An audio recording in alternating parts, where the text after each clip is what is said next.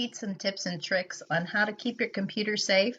Today I'm going to do a basic overview of what a virus is and what malware is, and how to identify if your computer might be affected by one of these things. And I'm going to also show you how to protect your computer also.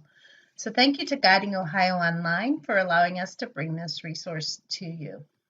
First, I'm going to define malware. What malware is, it means that malicious software. It might be in the form of a virus, a worm, spyware, ransomware.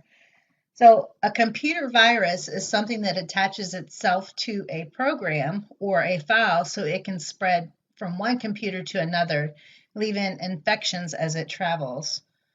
A virus can only mildly have annoying effects, or it can actually damage your hardware, software, or files. It's almost usually attached to an executable file. It means the virus exists on your computer, but it cannot infect your computer unless you run or open the malicious program. So you can share the infection from the virus by sending an email or an attachment in the email, something like that. The next thing is a worm. The worm is similar to the virus, but it's considered a subclass of a virus. Worms spread from computer to computer, but unlike the virus, it has the capability to travel without any help from a person.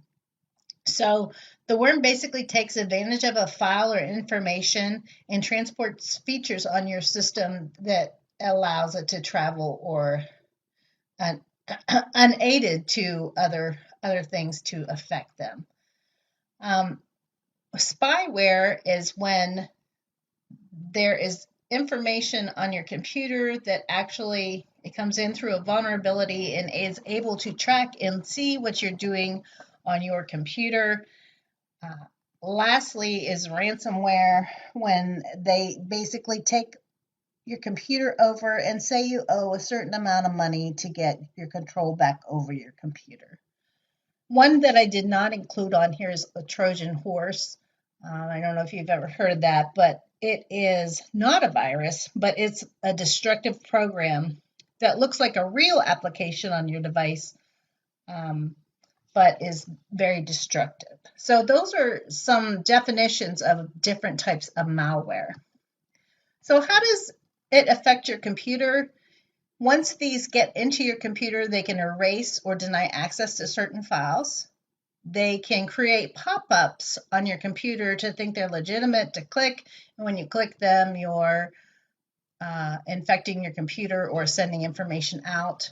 They can track you, use your browsing history, or every keystroke you make can be tracked.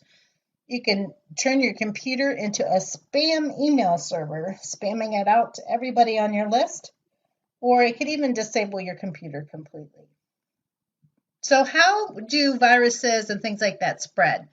Most likely it spreads through an email attachment. If there's an attachment with the virus in it, you send it to someone else, they click it and they open it, then it attaches to something else and is sent out that way. If you have one on a USB drive and you share it with someone else and they plug it in their computer, same type of thing. If there are different programs as you download it off the internet that have a virus on them or some type of malware, you can get that on your computer. And then hackers even exploit vulnerabilities in programs that are running on your computer and hack into them that way. So what are the signs that your computer is infected? You might get bombarded with pop-ups or warnings from even a program that you didn't even install on your computer. And I put two screenshot examples. I've actually seen some similar ones of these on other computers. The first one, it looks like an FBI warning, like, you're in real trouble, that kind of thing, and you have to pay this money. It's kind of like, it's ransomware. Or it'll say your computer has been locked, that kind of thing. I've seen ones that said your Microsoft Office is no longer usable. Click here. Make them look legitimate sometimes, and that's when people get in trouble. They click it, and that's when it starts either the virus or other malware. Or they say to call this number. When they call that number, they usually want money from you. So be careful if you see these things. I always tell people, if you see it, just go ahead and turn off your computer. Don't do anything. Or if you have virus, run your virus scan immediately. Don't click on these. Another thing, adware, is something that easily gets on your computer. So I put two examples here. Your home page, say you have Google as your home page, and the next time you go log in, it looks like the one on the right. And you're like, I didn't change anything. I don't understand why my home page looks different. And often it may be what they call adware. And maybe something you've downloaded from the internet or something it's been hidden in something that you're using, it will automatically change that. So if you go on and it's been changed, you need to realize that something's not right here. So if you even go on to open your browser and it directs you to another site, you want to check this. Your search engine will redirect you automatically to a page of ads when performing a search, or files on your computer seem like they're deleted or missing, updates or certain programs are disabled. Those are some keys to realize that you may have adware, that you need to run your virus scan and check your browser. Here are some best practices to avoid infecting your computer. Make sure that you constantly update your software. You should be prompted by your browser and computer to update on a regular basis or set automatic updates. A lot of people always say, well, I'm afraid to do that because I don't know what it'll do. You're safer to go ahead and update it than not update it.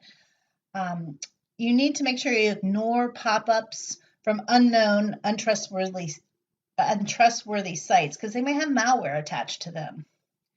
Always close pop-ups if you get them on your computer by the red X.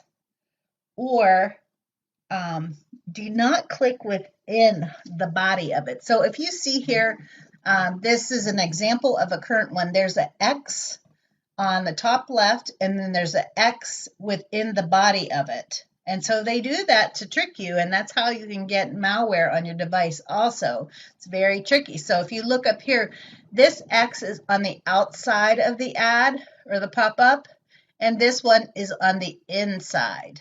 So make sure that you're clicking the one that's on the outside, because if you're clicking within the body, you could be setting yourself up for malware. Pretty tricky, isn't it? Who would ever thought there's two X's and one is a good one and one is a bad one? So be very careful. They're very sneaky that you click the one on the outside. That way you won't have to worry about clicking within the body and having some type of download to your computer that you're not aware of. Only download files from sources that you trust. Watch out for download dialog boxes, especially if you're not trying to download anything. Even here, if you click on browse deals or something, it's a pop-up. Do not use Internet Explorer anymore. The browser is no longer supported by Microsoft. It's now Microsoft Edge. So if you're still using Internet Explorer, you need to go ahead and change to something else. Don't open spam email, unsolicited email, or email from any unknown address. That could be very easily have some type of virus in it. If you do open it, don't open any attachments, links, or click anywhere within it. Because if you don't know, you got to keep yourself safe. Avoid illegal websites or phone applications that offer free music, videos, or movies. These sites are very high risk for viruses and spyware. A couple more tips that I want to share is make sure you use a browser pop-up blocker. If you have Chrome, there's one that you can get built right into it. Most of them have pop-up blockers. You can turn them off or on. Make sure you do that and turn it on. Use antivirus software. I know a lot of computers come with their own thing, but antivirus software is just another level of protection for you.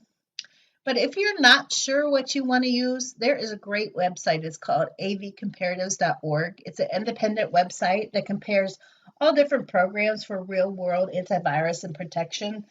If you check that out, it will give you side-by-side comparisons, which is the best one, and how it can be used and downloaded to computers. So it's a great resource if you're just not sure and you want to know more information. avcomparatives.org is a great site to go to. So I hope I gave you a good overview of what malware is and how you can figure out if it's on your device or not and how to get rid of it.